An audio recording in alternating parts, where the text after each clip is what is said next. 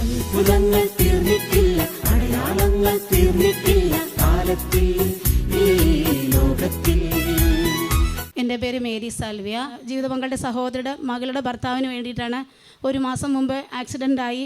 മഴയത്തായിരുന്നു, പക്ഷെ ആരും കണ്ടില്ല. ഏത് വണ്ടി ഇടിച്ചെന്നൊന്നും അറിയില്ല. കാലിനാണ് പറ്റിയിരിക്കുന്നത്. അവർ പറയുന്നത് എന്നോട് 3 ആഴ്ച കഴിഞ്ഞിട്ടാണ്. ഞാൻ പ്രാർത്ഥിച്ചുകൊണ്ടിരുന്നു. അവർ വന്ന ശേഷം ഞാൻ പിന്നെയും 2 ആഴ്ച കഴിഞ്ഞിട്ടാണ് കാണാൻ പോയപ്പോൾ എനിക്ക് വളരെ സങ്കടമായി. എന്താ പറയുക, ഓപ്പറേഷൻ ചെയ്തിട്ട് അനക്കാനും പറ്റില്ല, കിടക്കാനും പറ്റാത്ത അവസ്ഥ. പാദത്തിൻ്റെ മേലെയാണ്, ഒരു ഇടത്ത് കാലിൽ.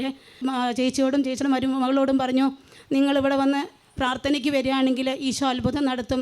നിങ്ങൾ സാക്ഷ്യം പറയാം, ഞാൻ ഈ മേഖലയ്ക്ക് വേണ്ടിയിട്ട്. നിങ്ങൾ ഇനി പോയാൽ ചിലപ്പോൾ ഇനിയും ഓപ്പറേഷൻ ചെയ്യേണ്ടി വരും, കമ്പി ഇടേണ്ട അവസ്ഥ വരും എന്ന് പറഞ്ഞു. അപ്പോൾ ഞാൻ പറഞ്ഞു, ഇത് വരേണ്ട അവസ്ഥ വരില്ല, നിങ്ങൾ പ്രാർത്ഥിക്കണം, എൻ്റെ കൂടെ വരണം, പള്ളിയിലേക്ക് സാക്ഷ്യം പറയാനേ പറഞ്ഞു. പക്ഷേ അവൾ പോയ സമയത്തൊക്കെ ഞാൻ വിളിച്ച് പറഞ്ഞു. ഞാനിവിടെ മേഴ്സിയുടെ മധ്യസ്ഥ പ്രാർത്ഥനയ്ക്കും കൊടുത്തിരുന്നു. അതിൻ്റെ ഫലമായിട്ട് പോയി.